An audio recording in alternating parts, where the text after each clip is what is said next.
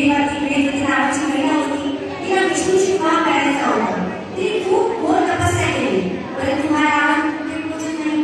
तिथे पोहोचला, तिच्या तपस्येने भंग केला. तो तिला हात लावला, थोडक्यात तिने अभिनंदन केलं आणि म्हणाली की तू आता भेटणारच नाही, परंतु तुझ्या नावाने तुझीच करणे म्हणून अवतार नाही आणि तुझ्या नाशाला कारण ठरणार आहे. हे जे अद्भुत रामायणामध्ये असा प्रसंग आहे की ती रावणाची मुलगी होती. रामायण खूप प्रकारचं आहे, पण आम्हा भारतीयांना सर्व परिचित आहे हो पाळणा मुलाला आश्विन सोयी.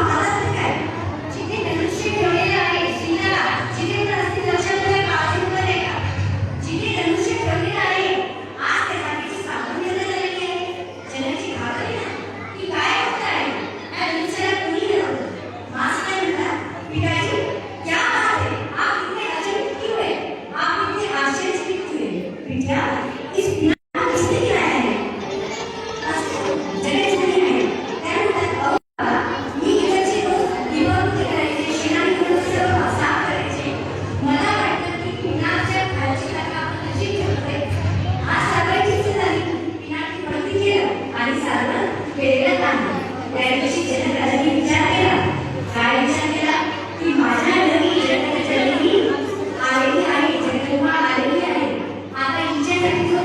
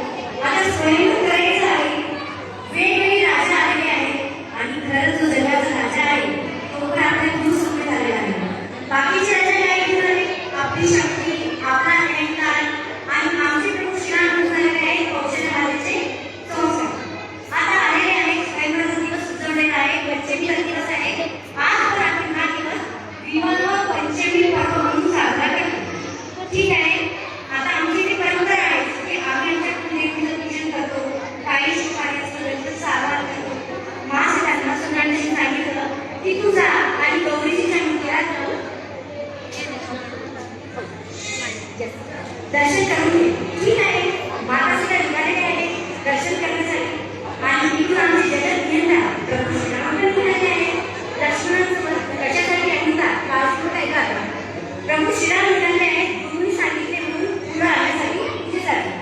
ठीक आहे, दोघे गेले आहेत. इकडून सीताजी माताजींची आवाज करण्यासाठी निघाले आहे. प्रभू तिथून अंतरी निघाले आहे.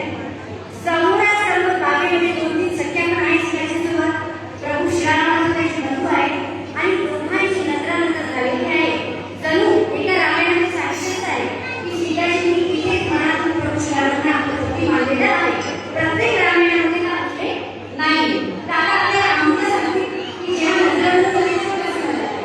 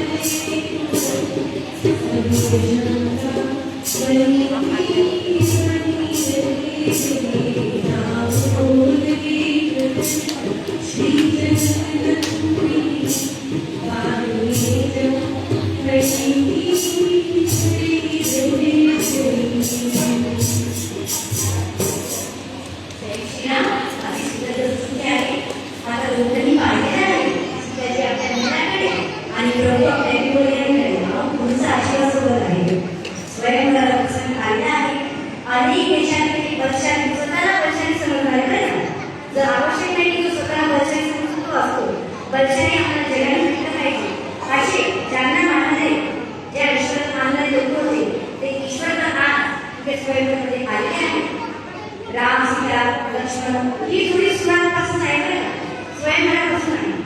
आता वाल्मिकीची विश्वामित्रांची आलेली आहे. रामाला लक्ष्मण घेऊन सदैव वेगळा असं त्यांना दिलेला आहे. आपला रावण तो सदैव कोणाचं काम करतो घरी आलेला आहे.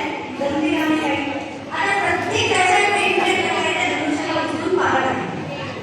प्रत्येकाच्या आपल्या प्रकारात आहे. कुणाचा हात उचलला नाही, कुणाचा नक्षरा झाला नाही, कुणाचा हात उचलला नाही, कुणाची गर्दनी होत आहे, कुणाला काम नाही. शेवटी